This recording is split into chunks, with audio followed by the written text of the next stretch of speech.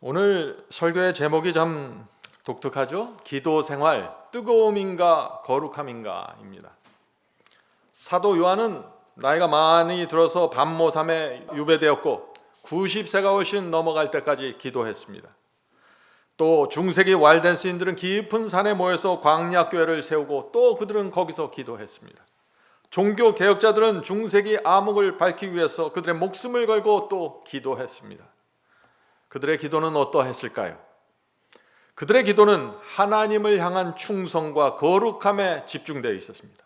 우리가 어떻게 하면 주께서 주신 이 진리를 우리의 생애 속에 끌어들일 수 있는가를 고민하면서 기도했던 것입니다. 성도 여러분, 오늘날 그리스도인들이 드리는 기도는 그런데 어디에 초점이 맞춰져 있을까요? 오늘 이 질문이 제가 설명하고자 하는 요점입니다. 많은 분들이 자신의 기도에 대해서 이렇게 설명합니다. 기도를 하면 마음이 뜨거워집니다. 기도 중에 주께서 나에게 놀라운 감격을 주십니다.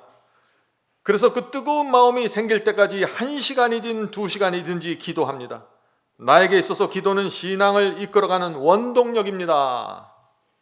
여러분들은 이런 고백을 어떻게 생각하십니까? 여러분의 기도 생활은 어떻습니까? 사도들의 기도는 거룩함과 충성에 집중되어 있었는데 오늘날 그리스도인들의 드리는 기도는 뜨거움에 집중되어 있는 것입니다. 새벽 기도하고 찬양하고 동성 기도하고 예배 드리는데 뜨겁지 않으면 만족하지 못하는 것입니다. 성도 여러분, 오늘날 현대 기독교인들이 왜 이 감정적인 뜨거움을 그렇게 간절히 원할까요? 그 이유와 배경을 우리가 살펴보면 참 마음이 아프고 슬픕니다. 그것은 이것입니다. 오랫동안 말씀에 기갈이 들려서 이 교회 저 교회 찾아다니는데 진리를 찾지 못했습니다. 어떻게 됐을까요? 교회를 오랫동안 다니는데 정확한 말씀과 진리를 받지 못했습니다. 그들의 마음이 어떨까요? 그래서 자신도 모르게 감정을 통해서 어떤 느낌을 통해서 하나님을 느끼고 만져보고 싶은 것입니다. 바로 여기서부터 깊은 혼돈과 미혹이 생기게 된 것입니다. 성도 여러분, 저는 하나님을 간절히 만나고 싶은 그 마음 자체를 책망하는 것이 아닙니다. 방법과 수단과 목적이 잘못됐다는 것입니다. 오늘 말씀을 통해서 성령께서 감정의 덫에 걸려있는 영혼들을 건져주시길 제가 간절히 바랍니다. 성도 여러분, 여러분은 기도를 통해서 무엇을 기대하십니까? 기도는 어떻게 하는 것일까요? 오늘 우리는 이 기도에 대한 예수님의 말씀을 하나씩 좀 살펴보려고 합니다. 예수께서 이 기도에 대해서 뭐라고 말씀하시는지 말하죠. 자, 마태복음 6장 6절부터 8절입니다. 마태복음 6장 6절부터 8절. 너는 기도할 때 내 골방에 들어가 문을 닫고 은밀한 중에 계신 내 아버지께 기도하라. 은밀한 중에 보시는 내 아버지께서 갚으시리라. 지금 예수님은 기도할 때, 너희가 기도할 때 아무도 없는 골방에 들어가서 조용히 기도하라는 것입니다. 물론 교회에서 예배드릴 때 우리는 여러 사람들 앞에서 공중 앞에서 기도드리게 되죠. 전 그것을 말하는 것이 아닙니다. 진짜 기도를 말하는 것입니다. 진짜 기도. 진짜 기도는 은밀한 곳에서 나와 하나님만 있는 곳에서 내 모든 것을 펼쳐놓고 드리는 기도입니다. 7절 8절 읽겠습니다. 마태복음 6장 7절 8절. 기도할 때 이방인과 같이 중언부언하지 말라. 저희는 말을 많이 하여야 들으실 줄 생각하느니라. 여기서 예수께서 하지 말라는 포인트가 나오죠. 성도 여러분, 여러 시간 기도하면서 했던 말 또 하고 또 반복하고 여러 시간 기도해야만 하나님께서 들으시는 것이 아니라는 것입니다. 우리가 구하기 전에 하나님께서 이미 우리에게 무엇이 필요한지, 우리가 무엇을 구하려고 하는지 다 아시는 것입니다. 부모는 자녀들이 말하기 전에 그들이 무엇을 말하려고 하는지, 뭘 필요로 하는지 압니다. 자녀의 표정만 보아도, 얼굴만 보아도 알 수 있는 것입니다. 우리 하나님도 마찬가지입니다. 전지전능하신 하나님의 눈이 우리의 마음을 다 들여다보고 계신 것입니다. 계속해서 읽겠습니다. 그러므로 저희를 본받지 말라. 자, 여기서 저희가 누군가요? 우상을 숭배하는 이방인들을 본받지 말라는 것입니다. 중언부언하면서 똑같은 말을 계속해서 반복하는 그 우상 숭배자들의 그런 기도를 본받지 말라는 것입니다. 성도 여러분, 기도는 하나님과 만나서 하는 대화입니다. 인격적인 소통입니다. 기도를 오래 하기 위해서 의미 없는 똑같은 말을 계속해서 반복하는 것은 하나님께 대한 모욕입니다. 만약 여러분이 친구와 만나서 그런 식으로 의미 없는 말을 계속해서 반복하면서 시간을 끌면은 여러분들 어떻게 하겠어요? 다음부터는 이 친구 만나지 말아야겠다, 그 생각밖에 안 들겠죠. 우리는 하나님을 인격을 가진 하나님으로 대해야 하는 것입니다. 성도 여러분, 여러분은 왜 기도하십니까? 기도를 통해서 무엇을 얻기 원하시나요? 예수님의 말씀을 들어보시기 바랍니다. 누가복음 11장 1절입니다. 누가복음 11장 1절. 예수께서 한 곳에서 기도하시고 마치심에 제자 중 하나가 여짜오되 주여 요한이 자기 제자들에게 기도를 가르친 것 같이 우리에게도 가르쳐 주옵소서. 지금 제자들이 예수님께 기도를 가르쳐 달라고 하는 것입니다. 제자들이 기도하는 방법을 몰라서 지금 가르쳐 달라고 할까요? 아니죠. 이 제자들은 전체가 유대인들이었어요. 어렸을 때부터 회당에 다니고 기도하던 사람들이었습니다. 그런데 지금 제자들이 예수님께 기도하는 법을 가르쳐 달라고 지금 요구하는 것입니다. 왜 그런 말을 할까요? 제자들의 눈에 예수님의 생애와 성품이 너무나 달랐기 때문입니다.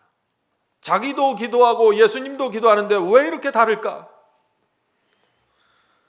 그들 마음속에 질문이 생긴 것입니다. 도대체 예수께서는 어떻게 기도하길래 예수님의 성품과 삶이 거룩해질 수 있을까? 어떻게 기도하시길래 바리새인들이 그렇게 공격해도 그 심령의 평안을 잃어버리지 않으실까? 어떻게 하면 우리도 주님처럼 신앙할 수 있을까? 마음에 질문이 생긴 것입니다. 신앙의 비결이 궁금했던 것입니다. 그래서 주께서 기도하는 방법을 가르쳐 달라고 요청했던 것이죠. 저도 예수님을 만나면 이 요청을 하길 원합니다. 여러분은 어떠세요? 여러분들 제자들의 마음이 이해가 되시죠?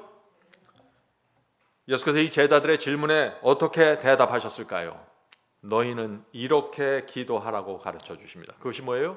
그것이 유명한 주기도문입니다. 성도 여러분, 이 주기도문에는 우리 마음과 생애가 변화되는 놀라운 비밀이 담겨져 있습니다. 많은 분들이 주기도문을 아무 생각 없이 암송하고 있어요. 교회에서 한꺼번에 합창하듯이 외웁니다.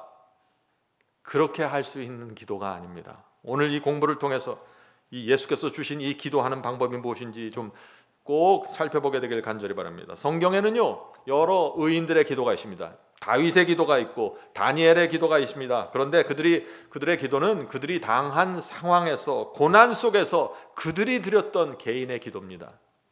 그러나 예수께서 이 제자들에게서 가르쳐 주신 이 기도는요, 시대와 역사와 모든 지역을 초월해서 누구든지 주님을 따르고자 하는 사람이 있다면 너희는 반드시 이렇게 기도하라고 지금 말하고 있는 것입니다. 우리가 이 기도하는 방법을 알아야 할까요? 정확하게 알아야 된다는 것입니다. 저와 여러분은 반드시 주께서 가르쳐 주신 이 기도를 드려야만 합니다. 왜 그럴까요?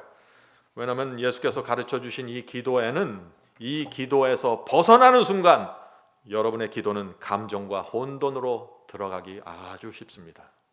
오늘 우리가 그것을 좀 살펴보려고 하는 것입니다. 누가복음 11장 2절부터 4절입니다. 자, 이어지는 성경절이죠. 누가복음 11장 2절부터 4절 킹제임스 성경으로 읽겠습니다.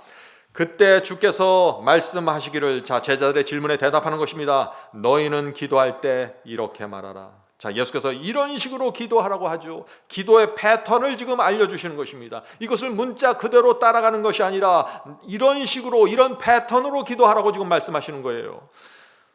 하늘에 계신 우리 아버지의 이름이 거룩하게 되옵시고. 자, 기도의 첫 번째 목적이 뭐예요? 하늘에 계신 아버지의 이름을 거룩하게 하는 것입니다.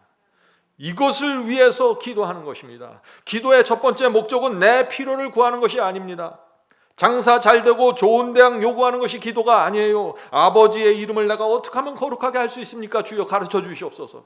이것이 우리가 기도하는 이유고 목적이에요. 아버지, 내가 어떻게 하면 이 땅에서 아버지를 영화롭게 할 수 있을까요? 내가 어떻게 말하고 어떤 삶을 살아야 아버지 이름과 명예를 높일 수 있을까요? 내가 어떤 성품으로 살아야 내가 아버지의 자녀로서 부끄럽지 않게 이 땅에서 살 수 있을까요? 이것이 주기도문이 우리에게 준 기도의 패턴입니다. 이런 방식으로 기도하라고 지금 예수께서 말씀해 주시는 거예요. 성도 여러분은 무엇을 위해서 기도하십니까? 기도는 반드시 하늘 아버지의 이름을 거룩하게 하고 영화롭게 하는데 초점이 맞춰져 있어야 한다고 지금 예수께서 말씀하시는 거예요. 왜요? 우리는 지금 하나님과 사탄의 전쟁 속에 살아가고 있기 때문이죠. 주님, 나는 콩나물이 필요합니다. 시금치가 필요합니다. 이런 기도 말고 하늘에 계신 아버지, 지금 전쟁 중에 내가 어떻게 살아야 됩니까? 내가 어떻게 주님을 따라갈 수 있을까요? 계속해서 이 문제를 갖고 지금 예수께서 기도하시는 법을 가르쳐 주는 것입니다. 계속해서 읽겠습니다. 아버지의 이름이 거룩하게 되옵시고 아버지의 왕국이 임하옵시며. 성도 여러분, 이것이 기도의 목적입니다. 이 땅에 하나님의 왕국이 임하게 달라고 기도하는 것입니다. 엄청난 비전을 갖고 기도하는 것입니다. 예수께서 가르쳐 주신 이 기도를 잘 보세요. 이 기도는 계속해서 하나의 목적에 집중되어 있다는 사실을 여러분이 아시게 될 것입니다. 하나님의 왕국이 어떻게 임합니까? 어떻게 하면 우리가 이 땅에 하나님의 왕국을 세울 수 있을까요?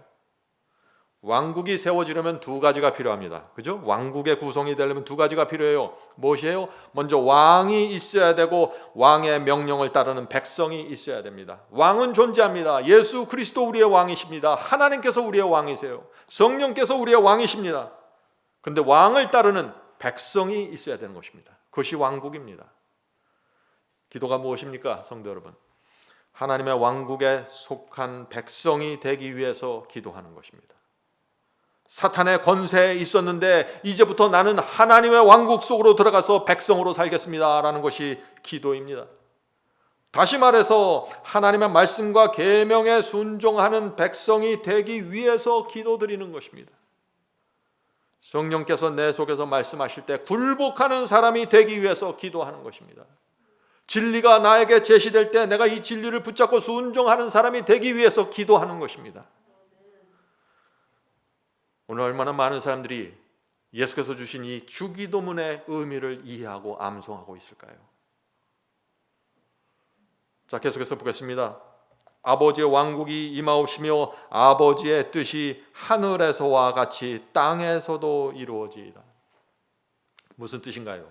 이 땅에 하나님의 왕국이 세워지려면 하늘 아버지의 뜻이 땅에서 이루어져야 한다는 것입니다. 다시 말해서 하늘에 계신 하나님께서 원하시는 것이 이 땅에서 이루어지기 위해서 기도하라는 것입니다. 그래서 이렇게 우리는 기도해야 되는 것입니다. 하늘에 계신 아버지, 하늘 아버지의 뜻을 이 땅에 이루기 위해서 내가 무엇을 해야 할까요? 하나님의 뜻이 하늘에만 있으면 소용이 없는 것이에요.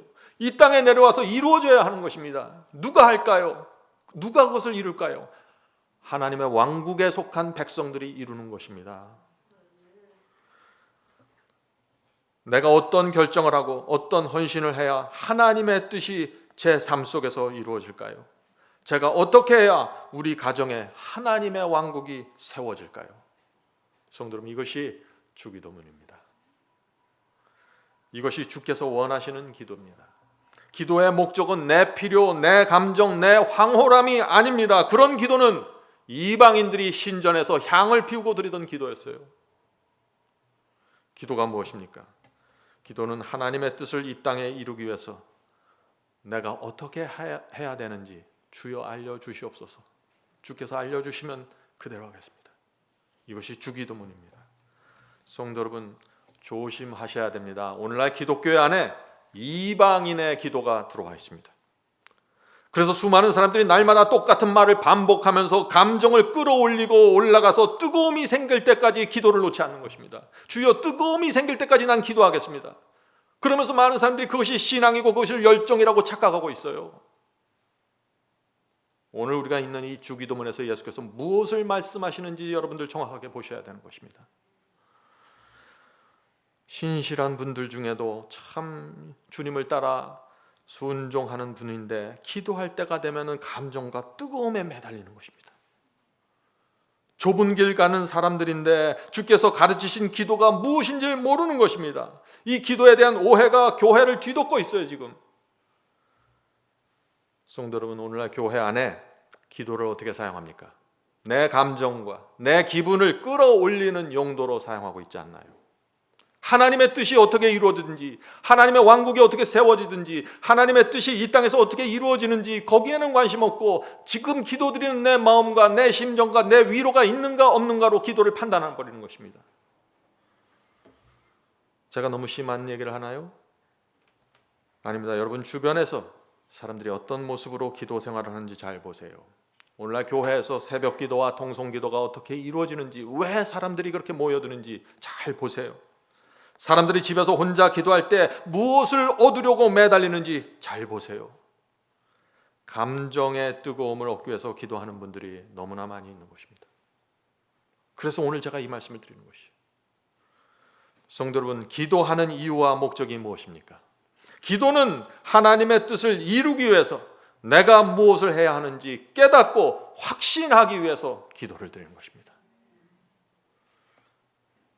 만약입니다. 만약에 기도할 때마다 성령께서 우리에게 너는 희생하면서 좁은 길을 가야만 한다고 확신을 준다면, 말씀과 계명에 순종해야 한다는 확신을 준다면, 기도할 때마다 이런 확신이 계속해서 밀려온다면, 기도할 때마다 핍박을 받아도 너는 이 진리에 순종하라는 부담을 자꾸 주신다면, 오늘 얼마나 많은 사람들이 날마다 1시간씩 2시간씩 매달려서 기도하게 될까요?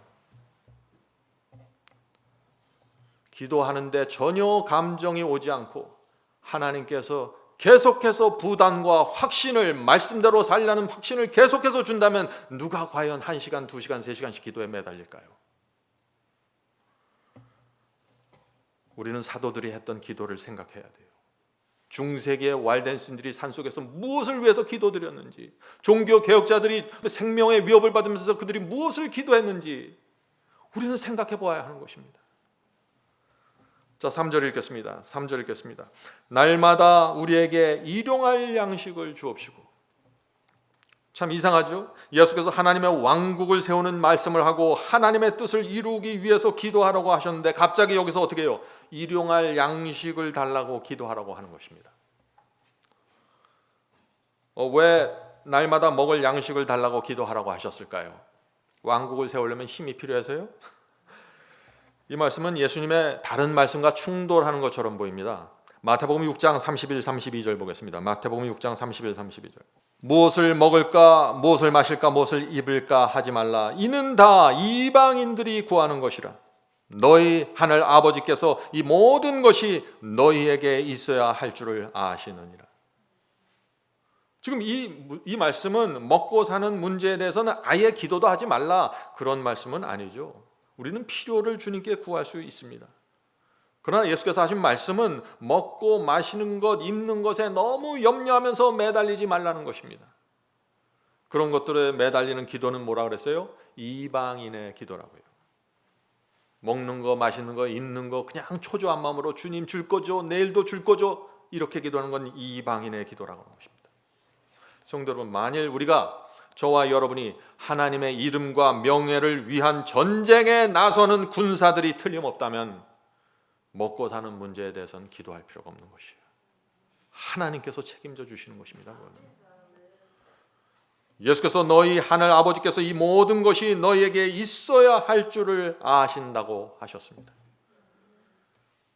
예수님의 이 약속이 우리의 마음에 평안이 있는 것입니다. 자, 그렇다면 예수께서 말씀하신 날마다 구해야 할 그 일용할 양식은 그렇다면 무엇일까요? 날마다 하나님의 말씀을 구하라는 것입니다. 날마다 말씀의 양식을 달라고 구해야 한다는 것입니다. 왜 날마다 양식을 구하고 먹으라고 예수께서 말씀하셨을까요? 왜냐하면 이 땅에 하나님의 왕국이 세워져야 하기 때문이죠. 성도 여러분, 하나님의 이름이 높여지고 하나님의 뜻이 이 땅에서 이루어지려면 날마다 생명의 말씀을 받아 먹어야 되는 것입니다. 말씀을 먹고 내가 영적으로 살아 있어야만 하나님의 왕국도 세워지고 주의 뜻을 이룰 수 있게 되는 것입니다. 여러분은 날마다 하늘에서 내려오는 만나를 먹고 계십니까? 중요한 것입니다. 주기도문이 내 삶과 내 생애 속에서 이루어지려면 날마다 하늘의 양식을 받아 먹으셔야 돼요. 성도 여러분, 사람이 만든 만나를 먹으면 소용없습니다. 주께서 주시는 말씀을 먹어야 돼요. 그것을 먹으면 결코 줄이거나 목마르지 않습니다. 만족하게 되는 것입니다. 똑같은 성경을 읽는데, 똑같이 성경을 통독하는데 어떤 사람들은 만족해버리고 어떤 사람들은 계속해서 굶주려서 뭔가 부족함을 느끼는 것입니다. 왜 그럴까요? 주께서 주시는 것을 받아먹지 못하는 것입니다. 가장 필요하고 원하는 것을 받아서 먹으면, 만족하면 어떻게 될까요? 더 이상 다른 것을 찾지 않게 됩니다. 이 세상 이곳저곳을 기웃거리면서 이것보다 더 좋은 것이 없을까 두리번거리지 않게 돼요. 왜요? 나는 만족해버렸기 때문에. 아기들이 엄마 젖을 먹으면 어떻게 돼요? 더 이상 칭얼거리지 않죠. 만족한 얼굴을 하면서 잠이 듭니다. 우리 그리스도인들도 마찬가지라는 것입니다. 섞인 것이 없는 하늘의 말씀을 받아 먹으면 더 이상 부족함을 느끼지 않게 됩니다. 그냥 말씀 안에서, 진리 안에서 자유롭게 되어버리는 것입니다. 만족하기 때문에 영혼의 쉼이 생기는 것입니다. 그래서 이 세상에 대한 욕심과 애착심을 다 내려놓게 되는 것이에요. 왜요? 만족해버렸기 때문에. 만족하지 못하면 이것도 붙잡고 있어야 되고 저것도 붙잡고 있어야 돼요. 아무것도 놓칠 못하는 것입니다. 왜요? 불안하기 때문에. 성도 여러분, 승리의 비결이 뭔지를 아셔야 돼요. 하나님의 말씀을 먹고 만족해버리는 것입니다. 날마다 먹는 말씀에 만족하면 세상을 버리게 됩니다. 오늘날 많은 분들이 날마다 성경을 읽습니다. 또 주말마다 교회 가서 설교를 듣습니다. 그런데 만족하지 못합니다. 그래서 어떻게 해요? 자꾸 여기저기 다니면서 더 좋은 말씀, 더 좋은 게 없나 살펴보죠. 조심해야 됩니다. 주께서 주신 말씀을 먹으셔야 돼요. 성경 속에서 흘러나온 말씀을 먹어야 됩니다. 성경 속에서 찾을 수 없는 기별은 가짜입니다. 모든 것은 성경에서 확인이 돼야 돼요. 성경에 없는 말씀을 먹으면 어떻게 될까요? 자꾸 믿음이 흔들리고 쉽게 성품이 흔들립니다. 아무것도 아닐 것 같고 화를 내요. 주께서 주신 말씀을 먹지 않으면 쉽게 유혹에 무너집니다. 하늘에서 내려온 만나를 먹지 않으면 자꾸 생활의 염려와 근심에 빠져들어가게 됩니다. 왜요? 만족하지 못하니까요. 주께서 주신 말씀으로 제가 만족합니다. 이것이 있어야 되는 것이에요. 성도 여러분, 우리가 어떤 마음으로 말씀을 먹어야 할까요? 주의 말씀을 먹지 않으면 내가 죽는다는 절박한 심령으로 말씀을 먹어야 돼요. 가끔씩 먹으면 안 됩니다. 예수께서 날마다 일용할 양식을 먹으라 그랬죠. 날마다 말씀을 먹지 않으면 만족함이 흔들리고 확신이 흔들리게 되는 것입니다. 하늘 가는 나그네의 신앙이 흔들리게 되는 것입니다. 말씀은 생명이에요. 이것은 읽어도 되고 안 읽어도 되는 것이 아니에요. 말씀을 통해서 생명을 받는 것입니다. 그 생명을 받아야만 뜻이 하늘에서 이루어진 것 같이 땅에서 이루어지게 되는 것입니다. 성도 여러분, 날마다 우리에게 일용할 양식을 주옵시고라는 이 기도의 의미를 아시겠습니까? 오늘 우리가 이 주기도문의 의미를 하나하나 살펴보는데, 여러분들이 앞으로 주기도문을 외울 때 이런 깊은 감동과 묵상을 하면서 이 주기도문을 하라는 얘기예요. 4절 보겠습니다. 우리가 우리에게 빚진 모든 사람을 용서하오니 우리의 죄들도 용서하여 주옵시며. 자, 한글 성경을 보면 우리에게 죄 지은 자를 용서하오니 라고 되어 있는데, 킹제임스 성경에는 우리에게 빚진 자를 용서하오니 우리 죄를 용서해 주시옵소서 라고 되어 있어. 자, 예수께서는 이 죄와 빚을, 채무를 연결시켰습니다. 100데나리온 빚진 형제를 용서해야만 하나님께 진 1만 달란트의 빚을 용서해 주시겠다는 것입니다. 성도 여러분, 하나님은 우주를 지배하는 하나님이십니다. 우리는 감히 하나님께 죄를 범할 수도 없는 사람들입니다. 얼굴도 제대로 들면 안 되는 그런 사람들이에요. 그럼에도 불구하고 마구 죄를 범하고 사는 것입니다. 수도 없이 하나님의 말씀을 외면하고 있는 것입니다. 그런 하나님은, 그런 우리를 향해서 지금 주님께서 이런 약속을 주시는 것입니다. 만일 네가 너에게 100데나리온 빚진 자를 용서해 주면, 내가 용서하면 도무지 용서받을 수 없는 내 죄를 내가 용서해 줄게. 내 죄를 용서하기 위해서 내가 십자가에 매달려 내 목숨을 바칠게. 이것이 주기도문의 내용이에요. 은혜입니다. 성도 여러분, 우리는 기도할 때마다 용서해 주어야 할 형제들이 있는지 생각해 보아야 하는 것입니다. 용서의 정신이 없으면 기도할 수 없는 것입니다.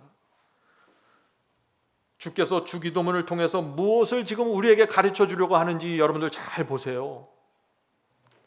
용서하지 않으면 하나님의 왕국을 세울 수 없어요. 용서하지 않으면 하늘의 뜻을 이 땅에서 이룰 수도 없습니다. 용서해 주지 않으면 아무것도 할 수 없어요. 용서하지 않으면 용서받을 수도 없고 구원도 없습니다. 용서해 주지 않으면 칭의도 없고 성화도 없어요. 그런데 사람들이 용서하지 않은 상태에서 자꾸 이런저런 영적인 것을 하려고 그래요. 용서하셔야 되고 용서받아야 되는 것입니다. 그래야 하늘의 거룩한 사물에 참여할 수 있는 것입니다. 자, 예수께서 용서를 말씀하신 후에 또 무엇을 말씀하실까요? 계속해서 읽겠습니다. 우리를 시험에 들지 않게 하옵시고 악에서 구하여 주옵소서. 성도 여러분, 용서하지 않고 용서받지 않으면 시험에서 건짐받을 수 없습니다. 악에서 구원받을 수 없어요. 그것이 예수께서 가르치신 기도예요. 용서해 주지 않는 마음, 형제의 목을 딱 붙잡고 있는 그런 마음으로는 멸망의 늪에서 빠져나올 수가 없는 것입니다. 용서가 얼마나 중요한지 여러분들 이해하시겠어요? 계속해서 이 주기도문에서 예수께서는 이 용서에 대해서 반복해서 얘기하고 있는 것입니다. 자, 주기도문 마지막 말씀이 무엇입니까?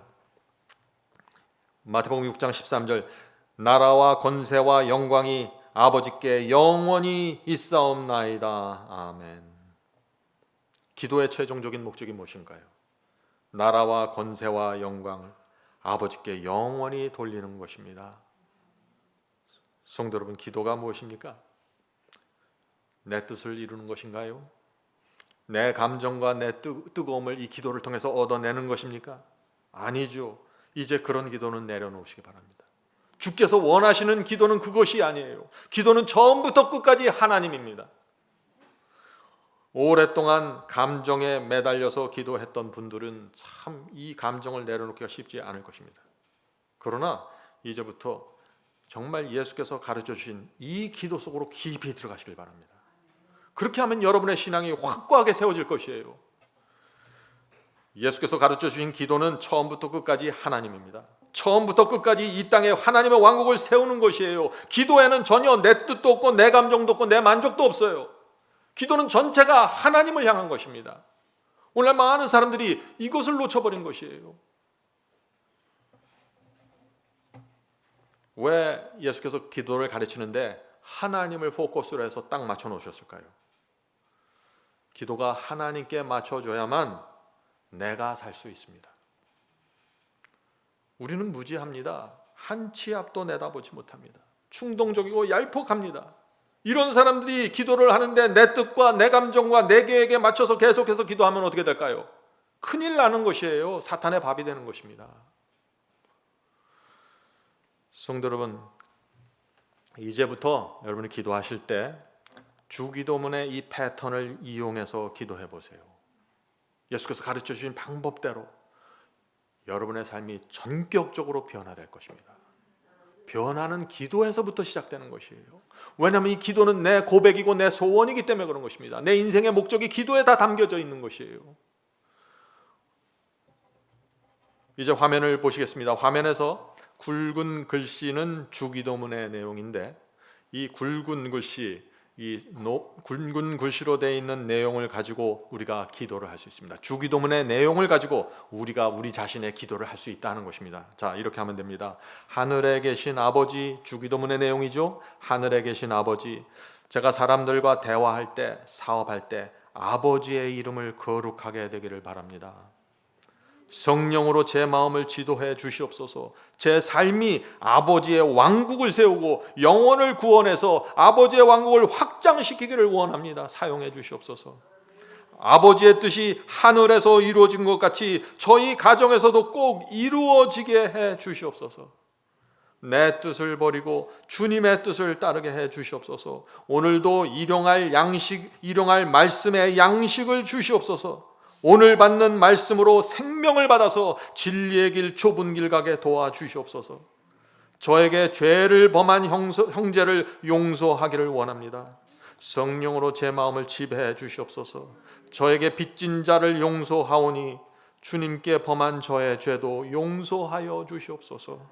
오늘도 사탄이 던지는 시험에서 건져 주시옵시고 악에서 구하여 주옵소서. 오늘도 나라와 권세와 영광이 아버지께 영원히 있사옵나이다. 아멘.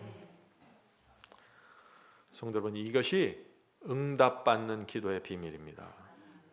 주께서 가르쳐 주신 기도 그대로 하는데 이게 왜 응답이 안 되겠어요?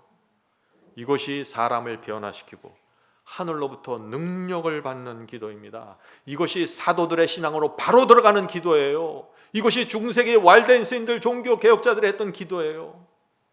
하늘의 아버지의 뜻을 땅에 세우기 위해서 그들은 열렬하게 기도했습니다.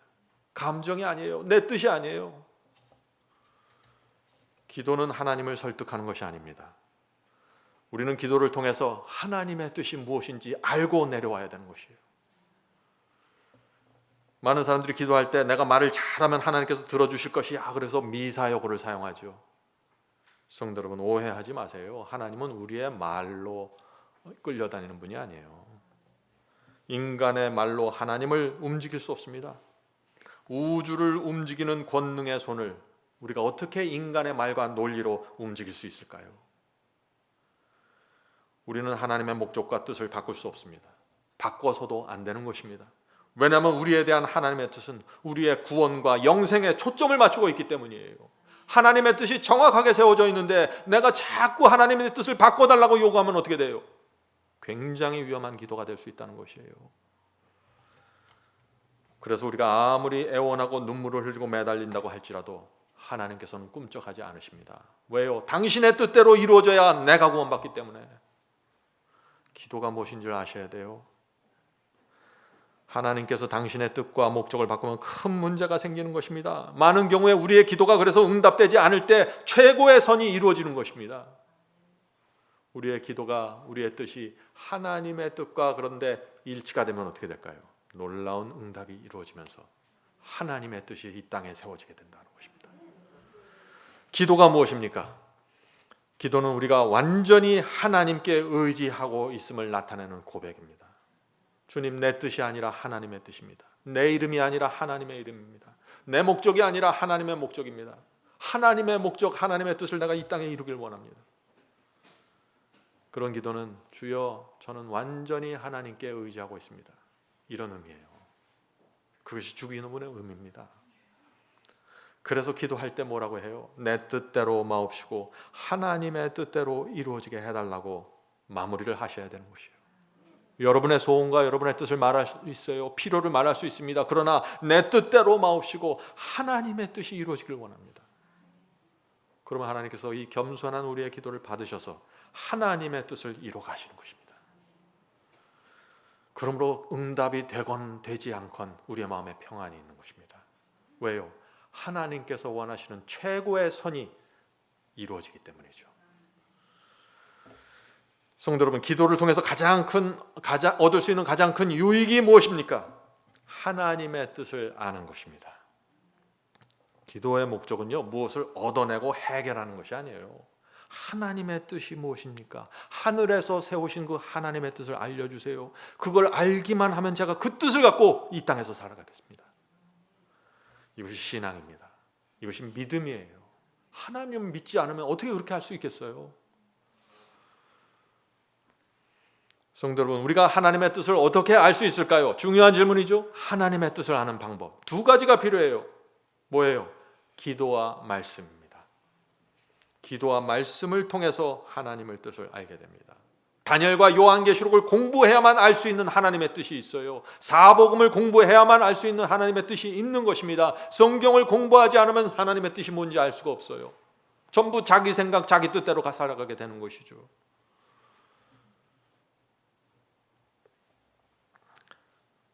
말씀과 진리를 모르는 사람이 기도만 열심히 하면 어떻게 될까요?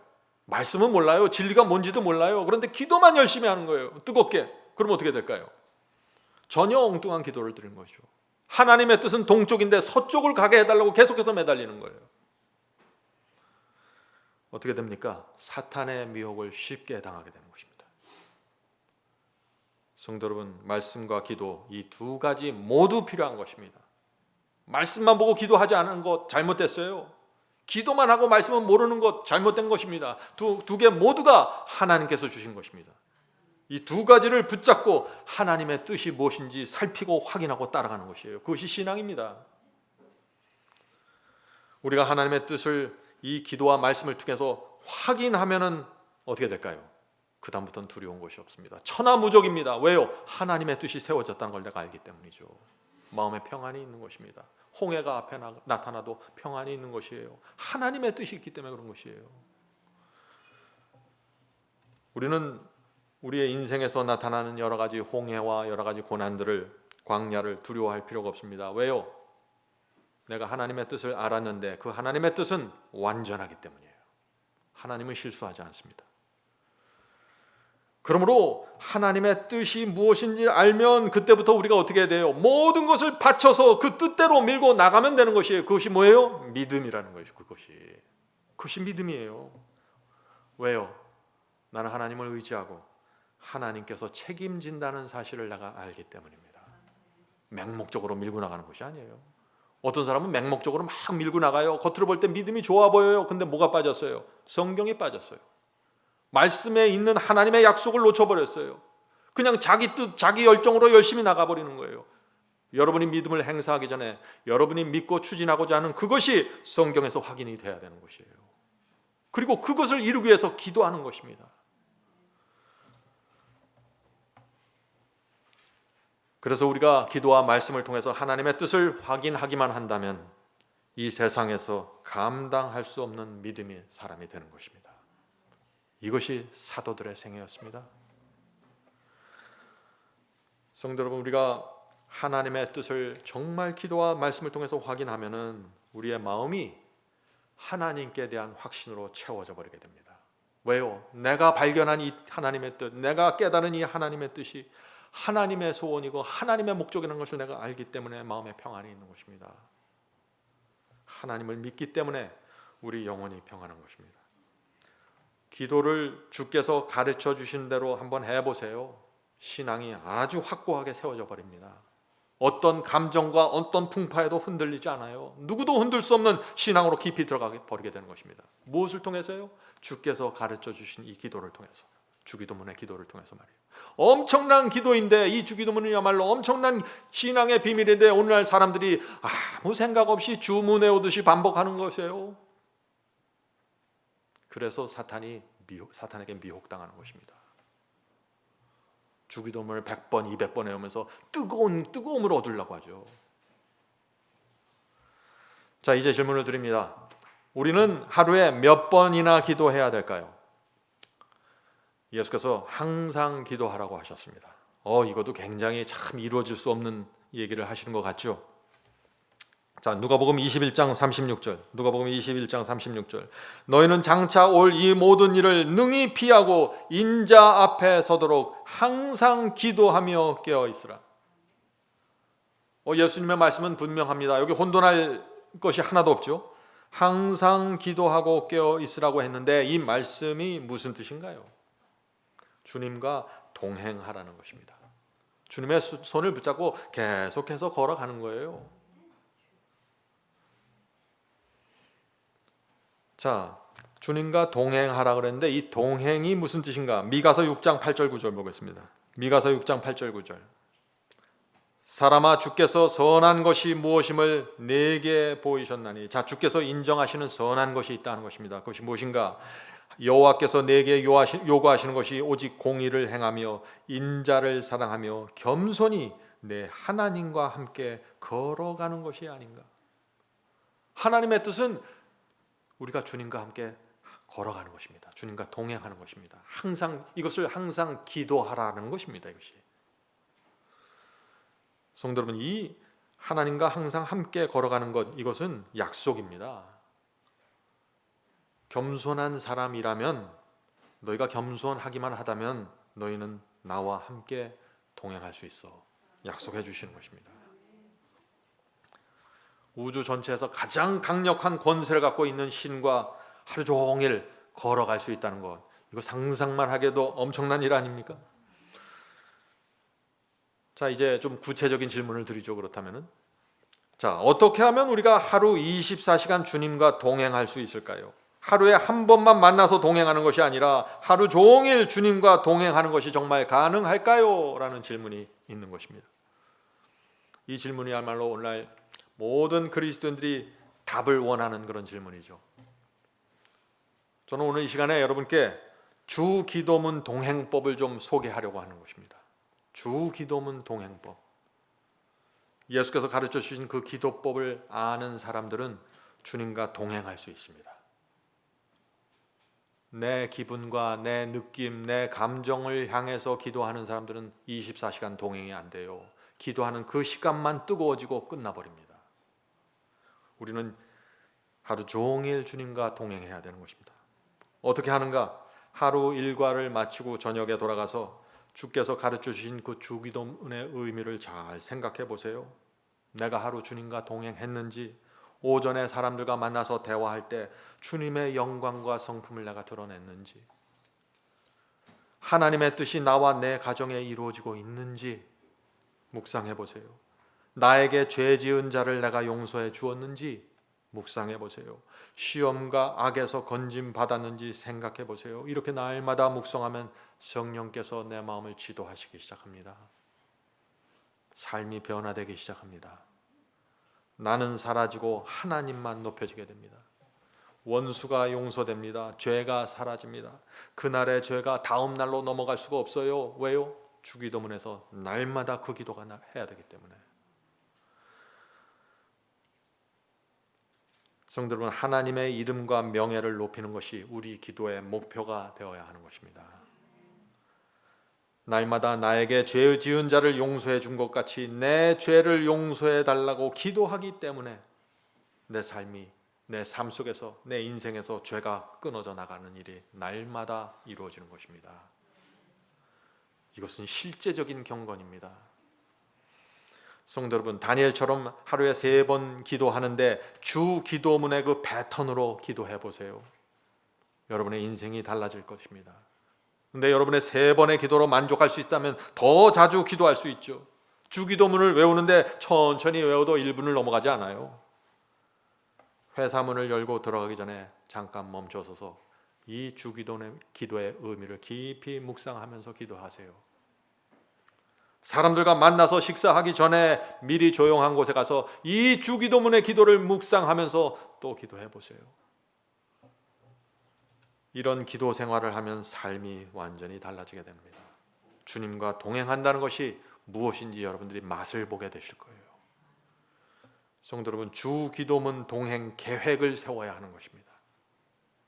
계속해서 성령께서 이 주 기도문의 동행 계획을 세우고 계속해서 틈틈이 사람을 만날 때, 회의할 때, 내가 이 장소에서 다른 장소로 이동할 때 이렇게 계속해서 내 속에서 주 기도문이 암송이 되고 묵상을 할 때 성령께서 나를 계속해서 붙잡아 주신다는 사실을 확인하게 되실 것입니다. 한 달만 이 주기도문의 패턴으로 주님과 동행하면 어떻게 될까요? 여러분 스스로 느끼게 될 것입니다. 내 삶 속에서 죄가 떨어져 나가고 마음이 깨끗하게 되는 것을 느낄 수 있을 거예요. 실제적인 경건이 이루어질 수 있는 것입니다. 여러분의 간증이 달라지고 죄가 끊어져 나가게 될 것이에요.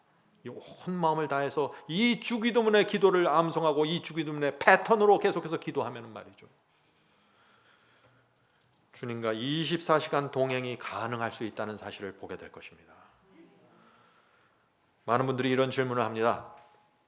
기도는 얼마나 오랫동안 해야 합니까? 기도를 오래 할수록 신앙이 좋아지는 것이 아닌가요? 오늘 많은 분들이 이런 생각을 해요. 어떤 공식이나 어떤 무슨 수단에 의해서 신앙이 올라가는 것으로 자꾸 착각하는 것입니다. 마르틴 루터는 매일 새벽에 일어나서 여러 시간 기도에 매달렸다고 했습니다. 마르틴 루터가 왜 그렇게 기도했을까요? 절박했기 때문이죠.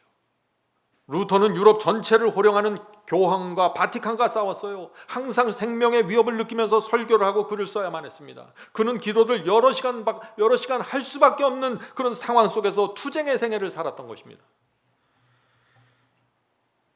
아무나 지금 기도하는 모든 사람들이 루터의 상황 속에 살지 않잖아요. 나는 내 삶 속에서 절박함으로 주님께 매달리는 것입니다. 각 사람마다 다른 것입니다. 기도에서 중요한 것은 시간이 아닙니다. 시간의 길이가 아니라 절박함입니다. 집중력이에요.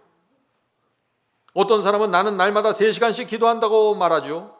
3시간씩 기도하는 것이 중요한 것이 아니라 내가 얼마나 절박함과 간절함으로 기도하고 하나님의 뜻에 대한 확신을 받아낼 수 있는지 기도를 통해서, 그것이 중요한 것입니다. 기도를 아무리 3시간 하면 뭐래요? 하나님의 뜻이 무엇인지, 내가 어떻게 살기를 원하는지, 하나님의 이름을 어떻게 높이는지 전혀 모르는 상태에서 나만 뜨거워지고 기도가 끝나면 그게 무슨 의미가 있어요? 기도를 오래 하는 분들은 하나님의 뜻을 이 땅에 세우는 것이 너무나 간절해서 도무지 중단할 수 없기 때문에 오래 하게 되는 것이에요. 마틴 루터의 기도는 그래서 오래 지속됐던 것입니다.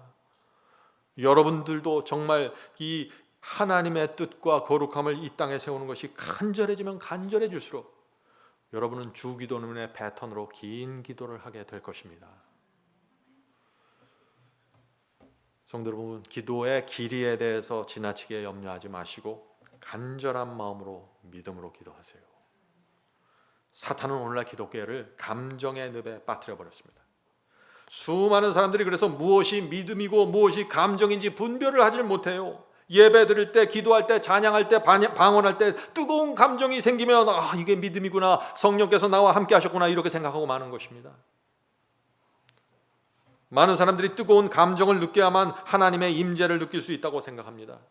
감정이 뜨거워져야만 구원에 대한 확신을 내가 가지고 있다고 생각하는 것이에요. 물론 우리 그리스도인은 풍요로운 감정을 누릴 수 있어야 됩니다. 저는 감정을 완전히 배제하는 사람이 아니에요. 우리는 늘 성령 안에서, 말씀 안에서 풍요로움이 있어야 되는 것입니다. 행복이 있어야 돼요. 감사가 있어야 됩니다. 그런데 이 감사와 이 행복의 이 감정은 믿음으로 순종하고 전진했을 때 따라오는 열매예요. 믿음으로 순종하고 하나님께 굴복했을 때 하나님께서 주시는 선물로 감정이 생겨야 되지, 감정을 목적으로 나가는 것이 아니라는 것입니다. 순서가 중요해요. 순서가. 하늘이 주는 감정은 믿음과 순종 이후에 따라오게 되는 것입니다. 하늘이 주는 순종은 믿음과 순종 이후에 오는 것이에요. 그런데 사탄이 주는 감정은 달라요. 사탄이 주는 감정은 순종하고 상관없어요. 믿음하고 상관없어요. 그냥 감정만 들어오는 거예요. 완전히 다른 것이죠. 사탄은 진리가 무엇인지 모르고 믿음이 없는 자에게도 뜨거운 감정을 줘버리는 것입니다. 그래서 사람들이 혼돈하는 것이에요. 내게 이런 뜨거움이 있는 거 보니까 나는 구원받았구나 착각하게 만드는 것입니다. 더 이상 하나님의 뜻을 보려고 하질 않아요. 왜? 나는 뜨거워져 있기 때문에. 이 사탄의 이 감정을 통해서 사람들을 어떻게 미혹하는지 정확하게 보세요. 하나님께서 주시는 감정과 사탄이 주는 감정의 차이를 보아야 하는 것입니다. 오늘날 교회에서 드리는 기도와 찬양과 예배의 위험성이 무엇인지 보이십니까? 인위적으로 감정을 만들어내서 사람들을 끌고 가는 것입니다. 그리고 그 감정을 통해서 사람들로 하여금 나는 구원받았다라는 확신을 갖도록 만들어버리는 것이죠. 사탄이 개입한 것입니다. 성도 여러분, 하나님께서 나와 함께 계시다는 결정적인 증거가 무엇입니까? 그렇다면 주님의 뜻에 굴복하는 성품입니다. 자만과 교만이, 자아와 교만이 죽은 생애입니다. 좁은 길을 걸어가는 내 생애예요. 그것이 하나님께서 나와 함께 한다는 가장 강력한 증거입니다. 세상을 미워하고 거룩한 것을 사모하면서 좁은 길을 걷는 성도들, 그들에게 하나님께서 함께 하시는 것입니다. 어떻게 한다고요? 성경이 그렇게 말하고 있기 때문입니다. 우리가 갖고 있는 모든 확신은 성경 속에서 나와야 돼요. 자, 그렇다면 이 감정에 끌려다니는 신앙, 이 특징이 있습니다. 감정적인 신앙의 특징이 무엇일까요? 하나님의 말씀을 무시하고 내 뜻과 내 주장을 포기하지 않는데 마음이 뜨거워져 있습니다. 그건 감정적인 신앙이에요. 하나님께서 주신 감정이 아닙니다. 하나님의 말씀과 계명에 순종하지 않고 나에게 죄 지은 자를, 형제를 용서해주고 있지 않는데 내가 내 구원에 대한 확신이 있고 뜨거움이 있어요. 그건 뭐예요? 미혹당했다는 증거입니다. 성도 여러분, 이 기도와 믿음과 감정 굉장히 중요한 이슈입니다. 자, 이제 말씀을 마치겠습니다. 이스라엘 백성은 하나님께서 아침마다 만나를 주시고 구름 기둥과 불 기둥으로 인도하셨어요. 성소 제도를 통해서 인도하셨어요. 그러면 이스라엘 백성 전체가 가나안에 들어가야 정상이죠. 그런데 그렇게 되질 못했습니다. 거의 대다수가 멸망당했어요. 하나님께서 완벽한 플랜으로 그들을 인도하셨는데 거의 대부분이 멸망당했어요. 고린도전서 10장 5절입니다. 고린도전서 10장 5절. 그러나 그들의 다수를 하나님이 기뻐하지 아니하셨으므로 그들이 광야에서 멸망을 받았느니라. 광야에서 사탄의 공격은 치열했습니다. 애굽을 떠난 이스라엘 성인들 중에, 어른들 중에 오직 2사람만 가나안에 들어갔어요. 누구예요? 갈렙과 여호수아입니다. 모세는 비스가 산에 올라가 죽음을 기다리게 되었습니다. 가나안에 들어가지 못했어요. 비스가 산에 올라가서 가나안을 바라보는 이 모세의 마음이 어떠했을까요? 모세는 40년 동안 광야에서 이스라엘 백성을 가나안으로 인도했습니다. 날마다 기도하면서 노력하면서 희생하면서 그들을 인도하고 인도했는데 결과가 참 담했어요. 거의 다 멸망당한 것입니다. 너무나 많은 사람들이 광야에서 죽었어요.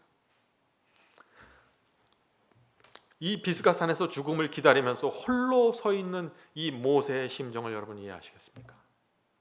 영혼들이 떠나갈 때 느끼는 그 마음입니다. 자, 이제 질문을 드립니다.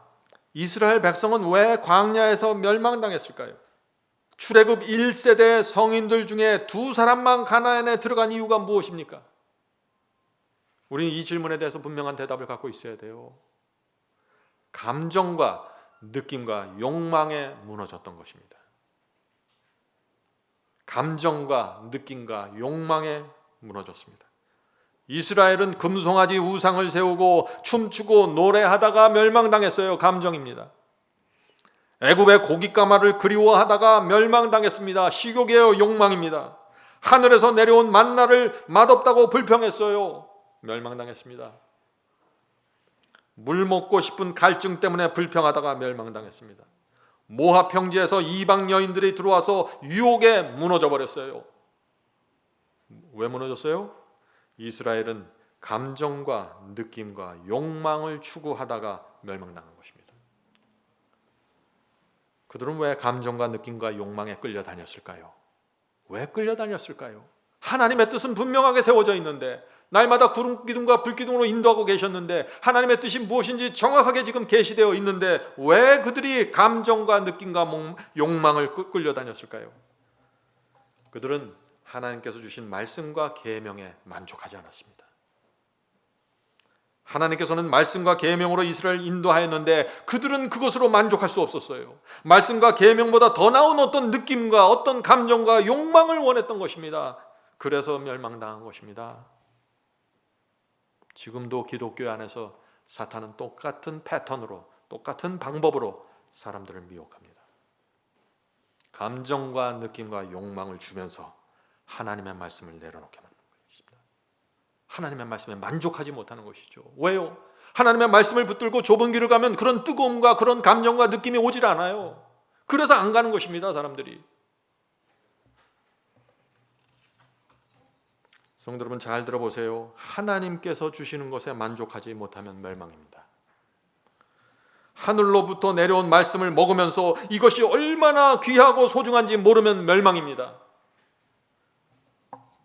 사탄이 던져주는 감정의 덫에 걸려들기 때문에 멸망당하는 것입니다. 신앙의 중심에 말씀만 있어야 돼요. 말씀과 감정이 섞여 있으면 혼돈에 빠지는 것입니다. 어떤 분들은 말씀에 순종하는 신앙을 갖고 있어요. 정말 신실한 분입니다. 그런데 한쪽에서는 말씀을 계속해서 집중하고 추구하는데 다른 한쪽에서는 기도할 때가 되면 그때는 또 감정을 추구하는 것이에요. 그래서 깊은 혼돈에 빠져버리는 것이에요. 평소에 얘기할 때는 멀쩡해요. 정상적입니다. 근데 기도할 때 보면 전혀 다른 모습이 나오는 것이에요. 왜 그럴까요? 혼돈되어 있는 것입니다. 금송아지를 섬기면서 하나님을 섬긴다고 생각하게 됩니다. 어떤 사람들이요? 말씀과 감정이 섞여 있으면요, 그 사람의 신앙 속에서 진리를 대적하면서 자기는 하나님의 편에 서 있다고 생각해요. 조심하셔야 됩니다. 성도 여러분, 하나님과 사탄이 우리에게 접근하는 방식이 달라요. 이것을 정확하게 아셔야 돼요. 하나님께서는 말씀에 순종하는 성도들에게 확신을 주시고 평강을 주시고 감정을 주셔요. 풍요로운 감정을 주십니다. 그런데 사탄은 말씀과 순종과 믿음에 상관없이 감정으로 그냥 밀어붙이고 말씀을 버리게 하는 것입니다. 말씀에 관심을 없게 만들고요. 성도 여러분, 마지막 때 환란이 옵니다.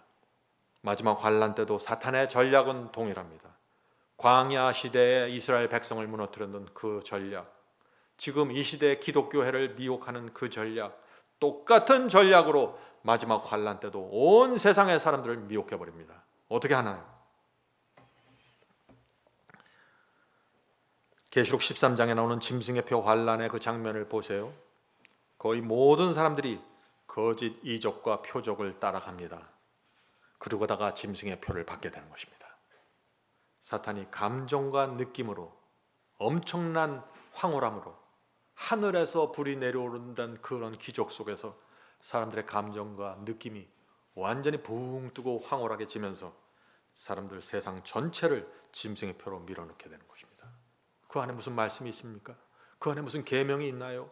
거기에 무슨 하나님의 뜻이 있습니까? 없어요. 근데 사람들은 다 들어가 버리는 것입니다. 왜요? 너무나 오랜 세월 동안 느낌과 감정을 추구하는 신앙을 해왔었기 때문에 그것이 정상처럼 보이는 것이에요. 뜨거움만 있으면 그곳에 하나님이 있다고 착각하는 것입니다. 성도 여러분, 말씀 중심이 돼야 돼요. 하나님 중심으로 들어가셔야 돼요. 아무리 뜨겁고 열정이 있어도 하나님의 말씀이 없으면 아무것도 아닙니다. 조심하셔야 돼요. 시편 127편 1절 2절입니다. 시편 127편 1절 2절. 여호와께서 집을 세우지 아니하시면 세우는 자의 수고가 헛되며, 아무리 우리가 애쓰고 집을 줘도 하나님께서 주신 집이 아니면 헛되다는 거예요.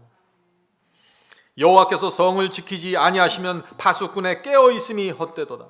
무슨 뜻입니까? 아무리 파수꾼이 잠자지 않고 눈을 뜨고 성을 지키고 있어도 하나님께서 그 성을 지켜주지 않으면 헛되다는 것입니다. 모든 것은 하나님이십니다. 너희가 일찍이 일어나 늦게 누우며 수고의 떡을 먹음이 헛되도다. 여러분이 아무리 아침 일찍 일어나서 늦게까지 일해보세요. 하나님께서 허락하신 재물이 아니면 헛된 것입니다. 하나님으로부터 나와야 의미가 있는 것이에요. 모든 것은. 그러므로 여호와께서 그의 사랑하시는 자에게는 잠을 주시는도다. 참 재미있는 표현이죠. 하나님께서 사랑하시는 자에게 잠을 줍니다. 나는 잠을 잘 못 자는데요, 하나님께서 나를 사랑하시 않은가? 그런 뜻이 아니죠. 주님의 뜻대로 순종하고 하나님께 모든 것을 맡기는 자들은 그 심령에 평강이 있기 때문에 잠을 깊이 자게 된다는 것입니다. 이것은 양심의 가책이 없다는 얘기입니다. 잠을 주신다는 얘기는. 성도 여러분, 하나님께 만족하면은요, 억지로 애쓰지 않으셔도 돼요. 하나님께 정말 여러분이 하나님의 말씀에 만족하면은요, 기도를 해서 내가 무슨 감정, 무슨 느낌, 무슨 황홀함 얻어야지, 이런 거 다 내려놓게 돼요. 감정과 느낌을 내가 끌어올리려고 애쓰지 않게 돼요. 내가 매일 몇 시간 이상씩 기도해서 내 기분과 느낌을 끌어올리는 이런 노력들이 다 내려놓게 되는 것입니다. 왜요? 만족하기 때문에. 날마다 일용한 양식을 먹을 때 만족한 사람들은 모든 인간적인 조작으로부터 떠나가게 됩니다. 성도 여러분, 말씀 안에 거하면은 거기서 여러분은 가장 큰 즐거움과 확신을 갖게 될 것입니다. 아기들이 엄마 젖을 먹으면 만족해서 자는 평안을 누리죠? 마찬가지입니다. 하나님의 말씀을 먹으면 어린아이처럼 부족함을 느끼지 않게 됩니다. 그래서 이 세상의 모든 욕심과 애착심을 내려놓게 되고 모든 경쟁과 이기심과 염려로부터 자유롭게 되어버리는 것입니다. 이것이 승리의 복음입니다. 성령께서 저와 여러분을 하나님께 만족한 자로 만들어 주시길 간절히 바랍니다. 하늘에 계신 저희들의 아버지, 저희가 가야 할 길을 정확하게 보고 갈 수 있도록 도와주시옵소서. 하나님의 말씀 하나만을 보고 갈 수 있도록 지켜주시옵소서. 하늘에 계신 아버지, 이 세상과 교회 혼돈이 너무 깊습니다. 자꾸 흔들리고 넘어집니다. 하늘에 계신 아버지, 저의 생애 속에 날마다 말씀을 펼쳐주셔서 말씀 하나만 보고 갈 수 있도록 도와주시고, 성령께서 주시는 그 진리의 확증을 붙잡고 갈 수 있도록 도와주시옵소서. 이 세상 무엇도 그것을 흔들 수 없을 때까지 저희가 붙잡을 수 있도록 도와주시옵소서. 하늘에 계신 아버지, 저희의 인생 속에 우주 최고의 신 창조주 여호와 하나님을 만날 수 있도록 섭리해 주셔서 감사합니다. 그 사실 하나만으로도 저희의 감사가 충분합니다. 주여, 저희의 생애를 인도해 주시고 저희 가는 길 끝까지 지켜주시옵소서. 오늘 함께 드리는 예배 드리는 성도들에게 함께하여 주셔서 그 마음속에 기독교 역사 속에서 펼쳐진 하나님의 인도와 섭리를 보여주시고, 마지막 시대에 우리가 어떤 교회를 찾고 어떤 하나님의 예언을 바라보아야 할지 보여주시옵소서. 연약한 자들을 세워주시고 진리의 확증을 주시옵소서. 예수님의 이름으로 간절히 기도드립니다. 아멘.